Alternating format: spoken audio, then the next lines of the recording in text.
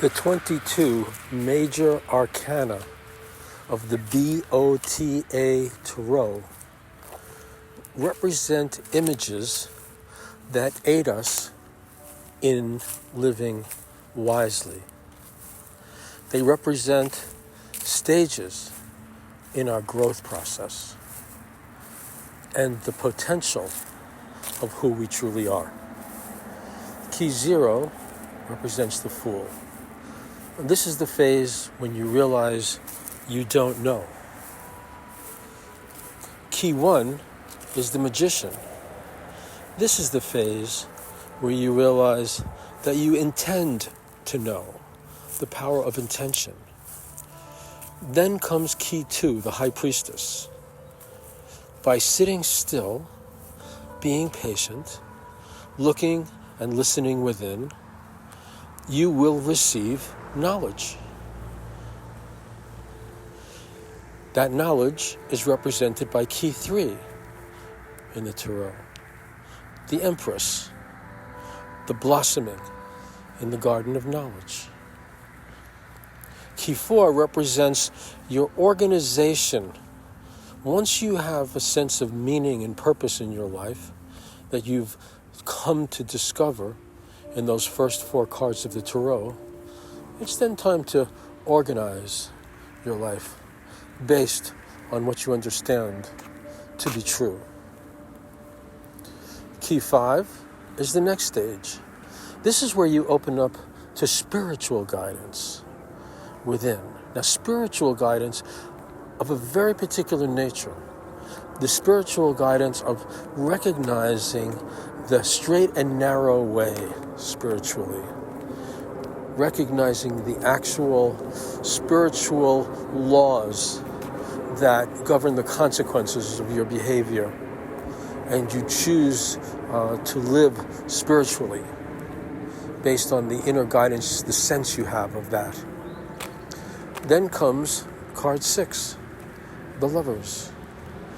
And the Lovers is really an external metaphor of the internal relationship between the conscious mind, the subconscious mind, and what we could call the superconscious mind, or the mind of true knowing. And so here what we have is the perfect marriage. The conscious mind is meant to survey what is. Just pay attention to what is happening. Automatically that sends signals through the subconscious mind into higher mind. And higher mind then delivers the guidance and the insight you need to navigate through the now with higher consciousness. Then we find Key 7.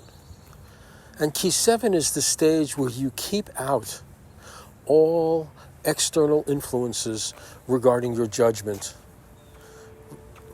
You look within and you build a kind of an invisible fence around you that does not allow you to be swayed or influenced without your first recognizing that it really is something worthwhile and it is aligned with your true nature. Card 8 is perhaps the most subtle. It's called Strength, and it pictures a gentle woman taming a mighty, mighty lion. The lion is red, so imagine how angry that lion must be, how ferocious that lion must be. But she tames him gently, and that's how we tame our own lion forces, right? The forces of anger and terror and frustration and disappointment and despair and the subconscious mind that gives us all these images, pictures and images of ourselves failing or of other people failing us. That's the wild animal. That ravages the soul. That ravages us until we come to the realization of how to tame it. And we tame it through the gentle art of suggestion, right? We just gently relate to it with love and with kindness. We do not imagine things that would disturb the beast, that would arouse the beast. And as we do that, the power in the lion is sublimated into a powerful dynamic force that works through us, a force of electromagnetism that works through us, and it can become so high, that level of energy can become so high that it is called the Christos or the Kundalini. It's like an atomic power compared to a stick of dynamite that you start working with, that level of energy that you start working with, so your thoughts and your feelings, they instantly manifest. Then we go to key 9, the Hermit, which is where you attune to the light of your true self. It's really very simple. You always attune internally to the light of your true self. There is a true ray showing you your way that comes from within. It's deep within, and your work is to go to it. The name of the card is the Hermit, because this is solitary work on the self. Then comes key 10, the Wheel of Fortune. And that's all about understanding how to actually direct the Wheel of Fortune. The Wheel of Fortune will always go up and down in your life. It will always go up and down. However, if you rise above the up and down, where you're not run by your automatic mental and emotional habits of attachment, trying to keep things the way they are or trying to fight against where things are going, if you rise above that and just maintain your composure, your pure internal composure with faith, you awaken within you the power to create your destiny by knowing what you want. And as soon as you know what you really want, it is your will. If it is not your will that it happens, then you don't really want it.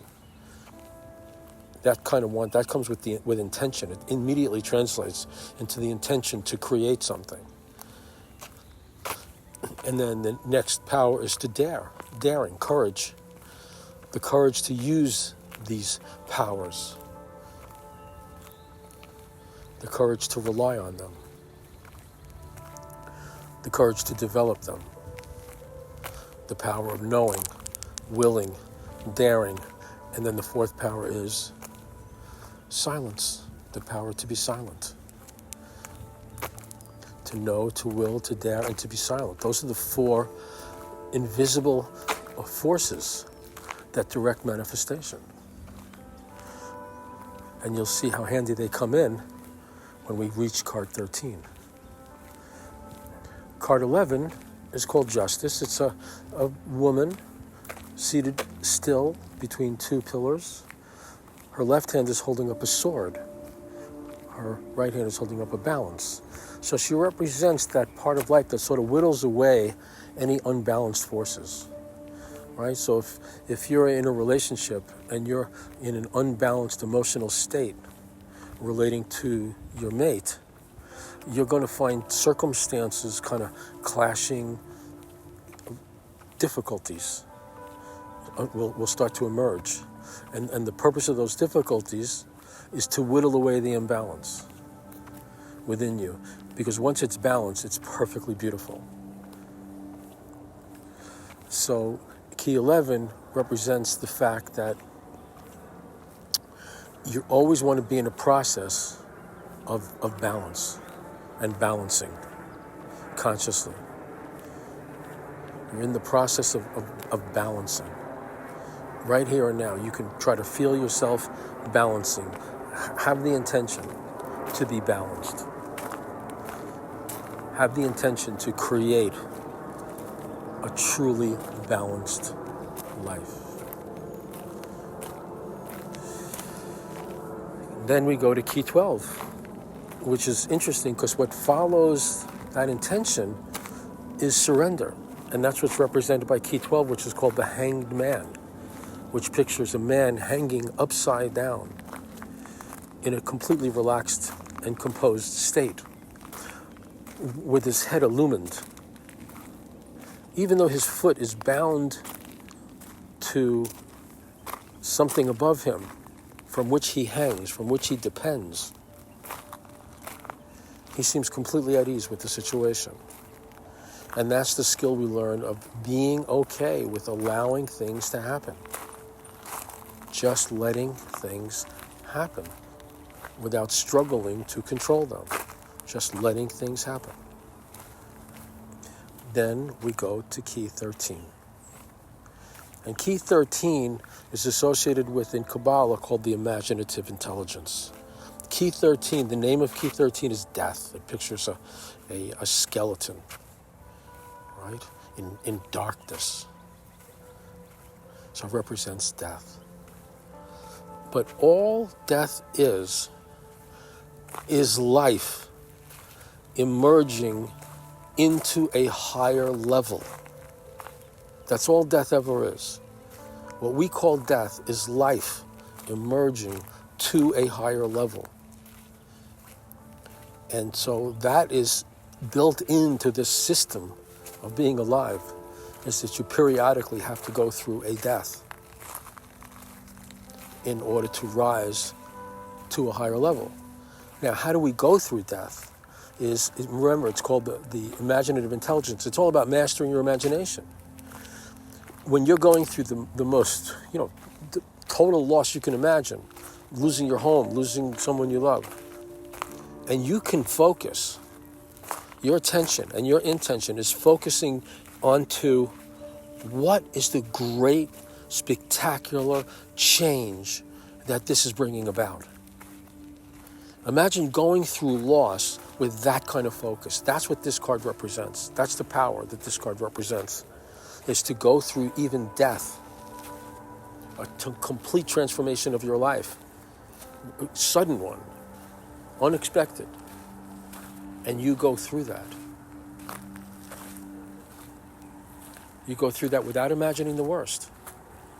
You keep your intention on opening your mind to what are the positive possibilities? What could be so great that I will look at this loss and say, hey, it was equal, it was perfectly balanced. There was no loss. There's just this beautiful, beautiful transition into this greater life for everybody concerned. So that's what key 13 represents. Its connection to the four powers of magic that we looked at, to know, to will, to dare, and to be silent, is because when you want to apply those four powers to the death experience.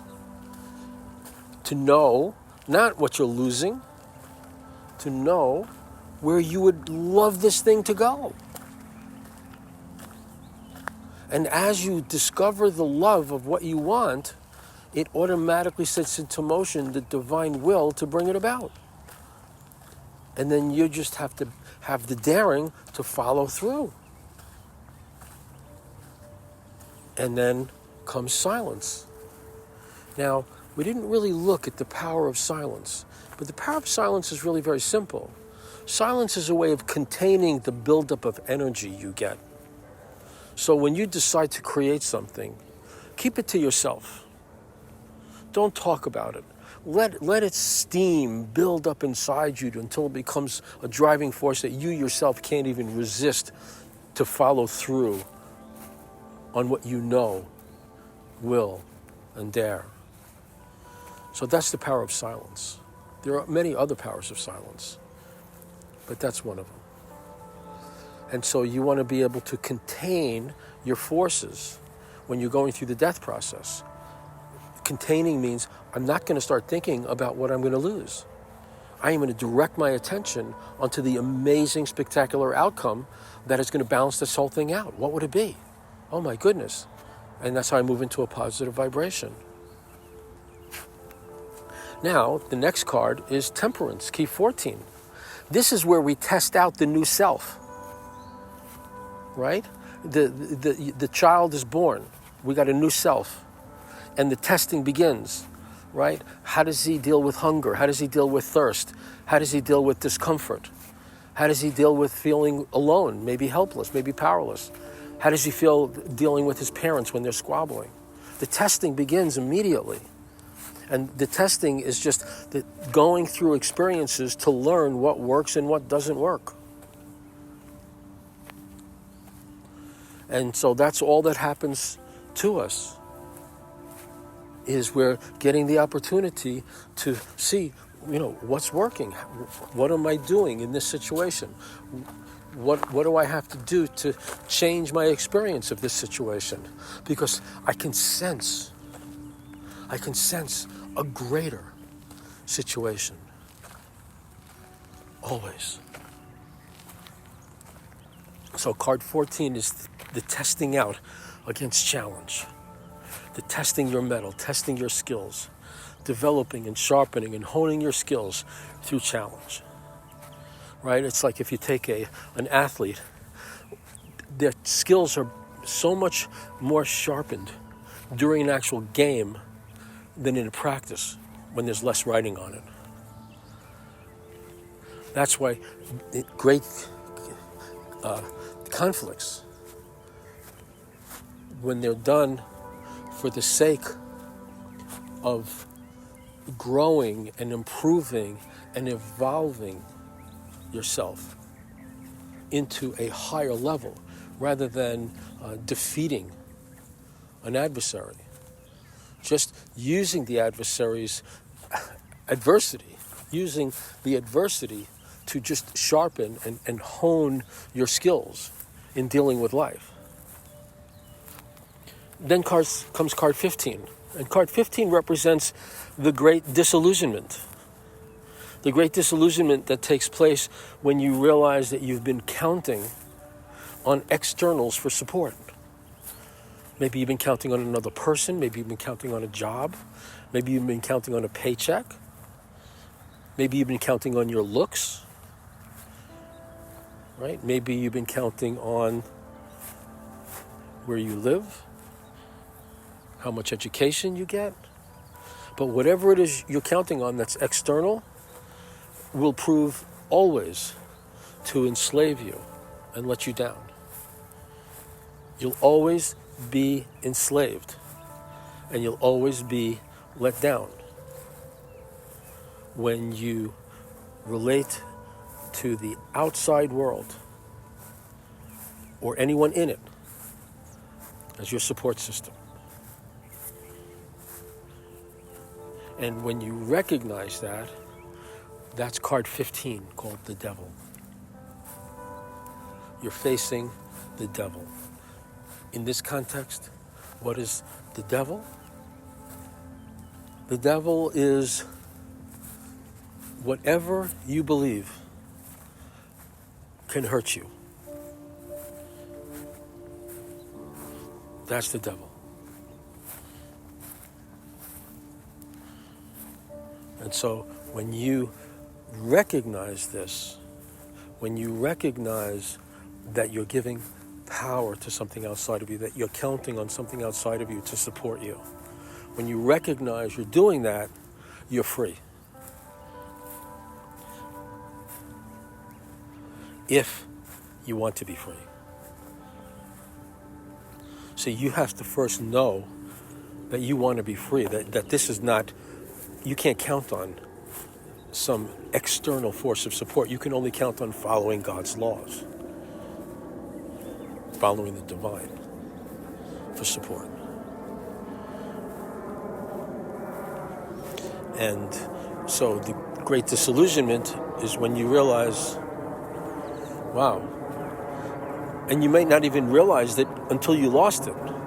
Wow, I was really counting on that relationship for a lot, because I'm surprised at how demolished I am by the thought, a convincing thought, that I'll lose it. I'm putting a lot of stock in the external world, and now I'm going to suffer for it. It's going to feel like hell.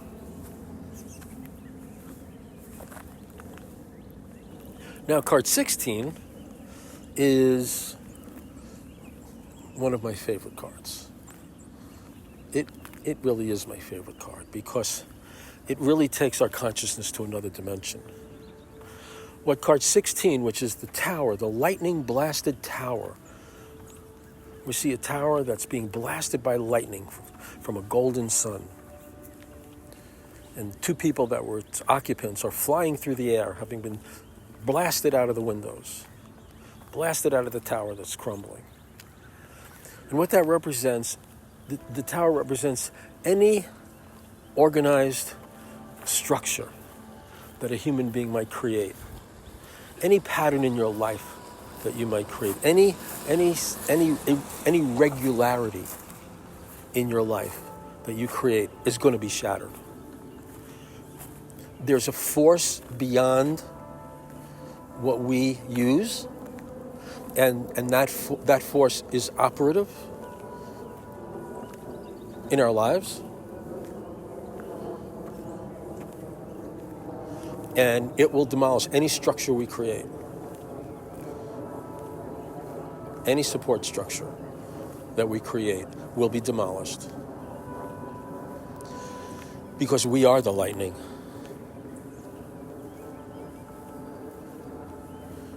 That power that comes from another dimension. We are the lightning. So whenever you're facing the dismemberment of your life, or of any significant part of it, when you're seeing the great order you created starting to fall apart, accept it. Don't fight it. And don't fear it. Because you're the lightning. And all it's going to reveal to you is something much greater than the gift of support from the external, the gift of support from your ego-based plans and schemes. It gives you the realization that you are self-supporting. It gives you the realization that you don't need those structures that can only be temporary to support you. What you actually need is for those structures to be demolished on time so that you can create another one that's greater. But the structures themselves are not what it's about. It's about your realization of your power, that you don't need any of this regularity. Your whole reality can shift, and you'll be fine. Now, card 17 is how we settle the whole thing down after we go through the total collapse, or it could be a minor collapse. These are all experienced by degrees. In the ultimate experience of life, or the ultimate experience of life takes place when these experiences are maximal. So card 17 is the star, and it basically represents meditation, self-reflection. Just taking time to stop, assess, find and face the truth. Clear out of your old beliefs and opinions, and just be aware. Just look for truth. Just be aware. Look within. Clear up what's going on inside you. Get some clarity. Take your time. Relax. And then what happens is when we do that through the ultimate collapses, we go to card 18 called the moon. And the moon pictures a very primitive life form crawling up a very, very long pathway toward the distant top of a mountain. And it represents the path of our continual growth and unfoldment through all these experiences represented by the Tarot. That this is an ongoing process, and in the process, what this card represents is the embodiment of the process. Your body changes as you follow these ways of living. Your physiology is transformed into a kind of a temple of light. But your physiology is transformed. And it's the transformation of matter into spirit that this whole thing is really all about.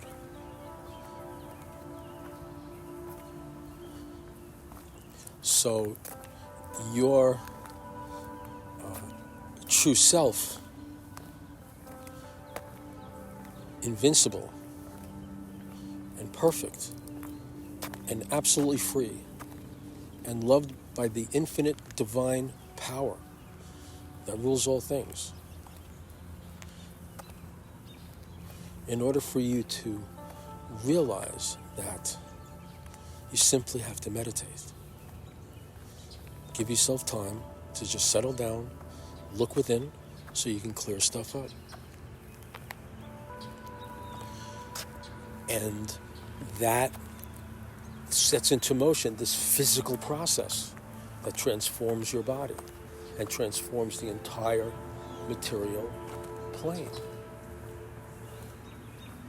It all starts to vibrate at a higher frequency.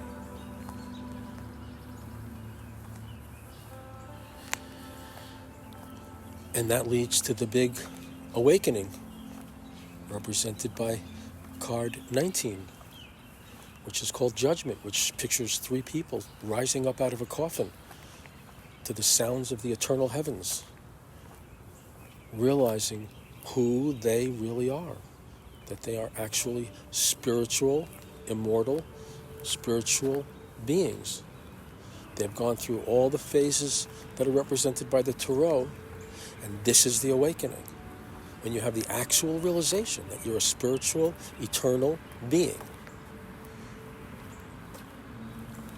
And following that, you go to the next key is pictures 2 children dancing in the sunlight. And this is how you're transformed by the spiritual realization of yourself as truly, you realize you are an eternal spirit. And what that does is it changes the way you live from that moment on. So you live, the name of the card is the Sun, S-U-N. Right? You live your life as a child in the light, following that realization. You're pure and innocent, honest, happy, and free. You know you're always supported by the sun, the most powerful force in nature. And following that, as you continue to live that way, you awaken to mastery. You've risen above the entire earth plane. You've risen above whatever experiences the earth plane can offer you. You've handled all of them in the ways that are represented by the Tarot. And as you've handled each one, including the previous one of just letting yourself be that child, never forgetting to have fun. As you live through each stage represented by the Tarot, you become a master above the whole thing. You're not just disengaged from the world, the Wheel of Fortune, as you were in Key 10. You've risen so high above it, it doesn't even exist anymore. There are no more ups and downs at the level that you've attained. And you still have the same 4 basic powers that you had in Key 10.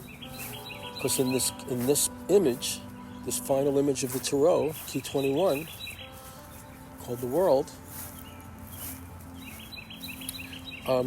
you are now at the completion and experiencing the fruit